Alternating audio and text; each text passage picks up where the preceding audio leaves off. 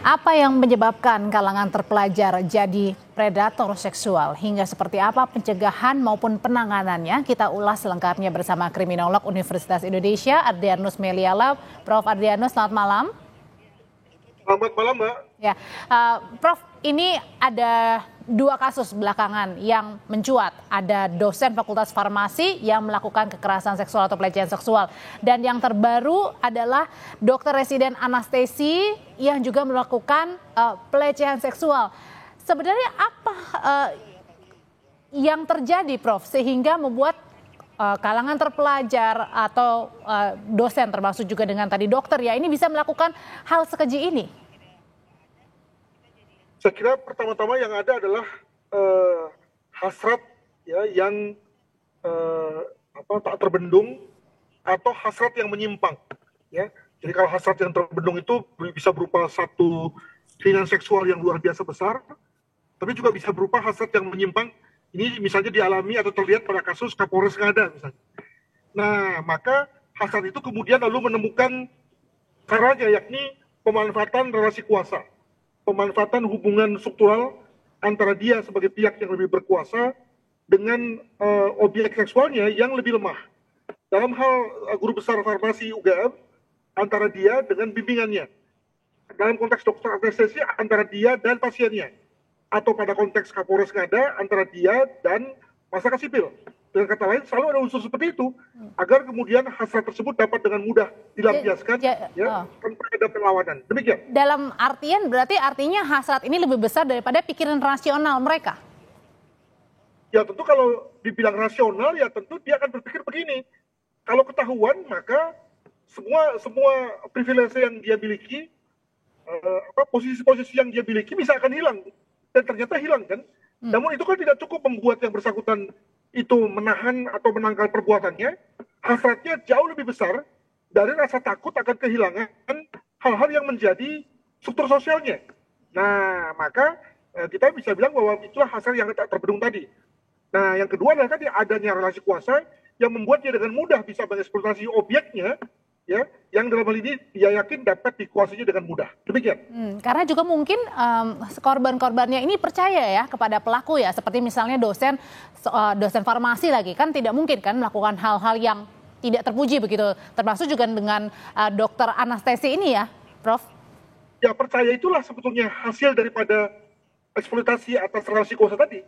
Dia dengan mudah menanamkan kepercayaan, dia dengan mudah menanamkan bahwa dia berbuat yang benar, dan orang lalu seperti tercucuk hidungnya, mirip dengan sapi atau kerbau dicucuk hidungnya saja gitu ya.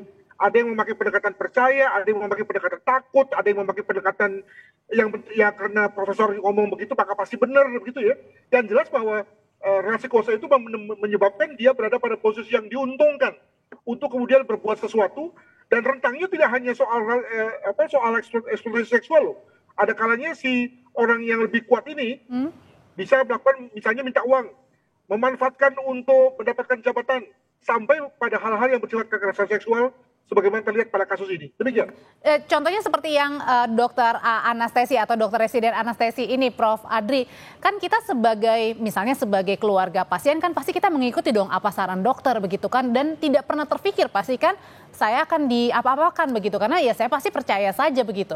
Jadi kalau kayak gini gimana kita bisa tahu dokter yang kemudian yang baik dan yang kemudian justru melakukan hal-hal yang menyimpang? Itu dia, makanya hal ini nggak boleh dianggap serius, karena implikasinya adalah bahwa orang akan kemudian berlakukan kepada siapapun yang memiliki profesi-profesi di mana unsur trust itu menjadi dapat diandalkan. Jadi sekali lagi sebagai seorang profesional itu bedanya dengan seorang clerk ya. Itu pada seorang profesional itu ada unsur kompetensi, di mana orang percaya bahwa dengan kompetensinya dia bisa berbuat yang baik, bisa menyelamatkan orang dan seterusnya. Nah, masalahnya adalah bahwa kan trust itu yang kemudian disalahgunakan oleh yang bersangkutan, alih-alih untuk membuat orang terbius dan untuk kemudian bisa selesai operasinya dan sehat, malah kemudian dikerjai. Nah, gitu. Oke. Kalau misalnya untuk kasus yang dosen farmasi, kan ini berarti korbannya sadar ya sebenarnya ya. Tapi kemudian ya, sadar. Tapi kan masalahnya sekali lagi hubungan antara pembimbing dan yang dibimbing itu kan tidak setara kan. Apalagi pembimbingnya guru besar gitu ya. Maka ya apapun yang dilakukan oleh sang pembimbing, si mahasiswa akan iya saja. Saya bisa bayangkan sekitar 10 atau 11 orang yang akhirnya melapor itu bukan orang yang melapor secara serentak, tapi mungkin ada satu orang yang melapor, lalu kemudian diikuti yang lain-lain yang kemudian karena ada rasa takutnya itu relasinya ya, karena karena pelaku ini adalah dosen begitu, makanya saya sebagai mahasiswa atau mahasiswi ya ikut begitu, kalau enggak ya mungkin tadi ya saya akan mungkin dijegal atau dibuat susah dalam mungkin pelajaran-pelajaran atau pemberian nilai tertentu begitu ya, Prof? Itulah yang namanya integritas ya, di mana orang sebagai seorang profesional bekerja tanpa pengawasan, bekerja tanpa ada majikannya di sebelahnya. Namun semua orang yakin bahwa dengan kompetensinya itu dia akan bekerja sebaik-baiknya. Ternyata tidak, malah dia bekerja tadi menggagahi orang atau melakukan kekerasan seksual pada orang. Nah inilah yang menurut saya bisa menyebabkan runturnya kepercayaan orang pada profesi-profesi yang menuntut trust juga dari orang lain kepada dia. Gitu. Prof, ini kan kalau dosen, kemudian juga dokter residen anestesi, pasti mereka juga dari karangan yang baik begitu, punya background yang baik. Nah kalau tadi Prof. Adri juga bilang ya ternyata lebih kuat hasratnya ya, keinginan untuk melakukan daripada berpikir rasionalnya. Ada nggak sih mereka sebenarnya pergumulan hati mereka ketika mau melakukan pertama kali sehingga saya tidak mau melakukan karena tadi resikonya terlalu besar dengan segala yang saya miliki sekarang ini, misalnya contohnya jabatan. Ya tentu dalam hal ini ada kemungkinan misalnya yang bersangkutan memang ya dalam tanda kutip sakit ya, sehingga kemudian lalu lebih senang dengan anak-anak, lebih senang dengan petualangan-petualangan yang bersifat seksual ketimbang aktivitas seksual yang bersifat resmi.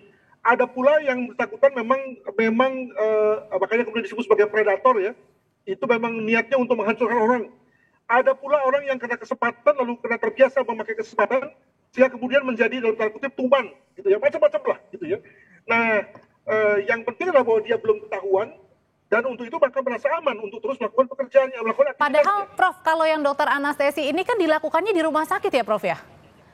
Nah ini kan artinya apakah dia tidak memikirkan berulang kali begitu, saya melakukan ini begitu? Jangan lupa bahwa para pelakunya juga berpikir sebaliknya, bahwa orang merasa berpikir bahwa tidak mungkin dia melakukan hal itu di rumah sakit. Justru dia melakukannya di tempat yang orang pikir tidak mungkin tadi. Jadi dengan kata lain kita tempatkan diri kita pada diri orang yang sebetulnya berpikir bahwa nggak mungkinlah seorang dokter seperti itu, nggak mungkinlah seorang guru besar seperti itu. Ternyata tidak. Dan akhirnya ya karena tidak mungkinnya itu kita berpikir, malah terjadilah di situ ada kesempatan ya, karena dipikir ya, dibalik begitu ya. Dibalik. Nah yang penting juga adalah bahwa sebaiknya bagaimana meramalkannya ya. Nah itu gimana nih Prof, ini yang susah kan jadinya. Karena tadi semakin dia memiliki posisi, memiliki berbagai macam tabir untuk menutupi dirinya, maka semakin mampu juga orang tidak mengetahui dia siapa dan punya kemampuan seperti apa. Ya barulah ketika dia sudah bisa menggagahi atau melakukan kekerasan pada sekian banyak orang, baru ketahuan dia itu siapa. Karena tadi dia mampu menyembunyikan diri, dia punya berbagai kesempatan untuk menutupi predatorismenya gitu ya. Nah ini yang memang menjadi persoalan bagi kita. Berbagai alat tes psikologi misalnya mencoba untuk itu, namun juga tidak terlalu banyak yang akurat ya untuk bisa meramalkannya, begitu. Oke, Prof, kalau misalnya dari dosen nih, berarti pelajaran yang bisa kita ambil adalah seperti yang case-nya pelecehan seksual yang melibatkan dosen farmasi ini. Kalau misalnya seorang mahasiswi meminta untuk diberikan bimbingan kepada dosen, ini pelajarannya artinya jangan mahasiswi ini atau mahasiswa ini sendirian ya datangnya ya, Prof? Bisa ya, minimal kampus lalu kemudian bisa mengeluarkan satu regulasi agar proses-proses bimbingan itu tidak berlangsung misalnya dilakukan di rumah atau dilakukan di tempat tertutup di mana hanya ada situs interaktif berdua saja. Tapi kan ini dilakukannya di luar, jadi bingung nih Prof.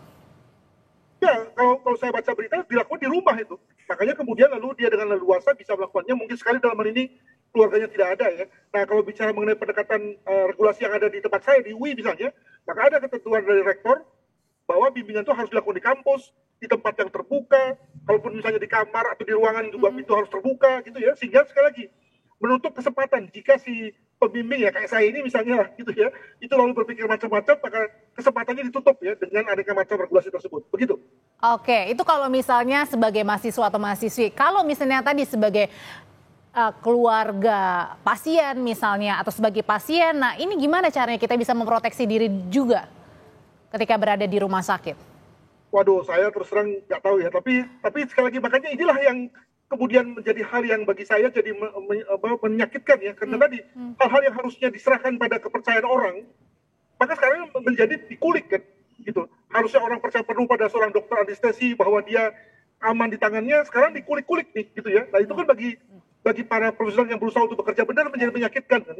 Kalau sementara saya belum bisa menjawabnya dengan baik. Maaf ini. Ya, tapi yang paling terpenting adalah peningkatan kewaspadaan dari masing pribadi kita ya, Prof ya, dari 2 kejadian ini setidaknya. Terima kasih Prof Adrianus Meliala untuk pandangannya di Sapa Indonesia Malam.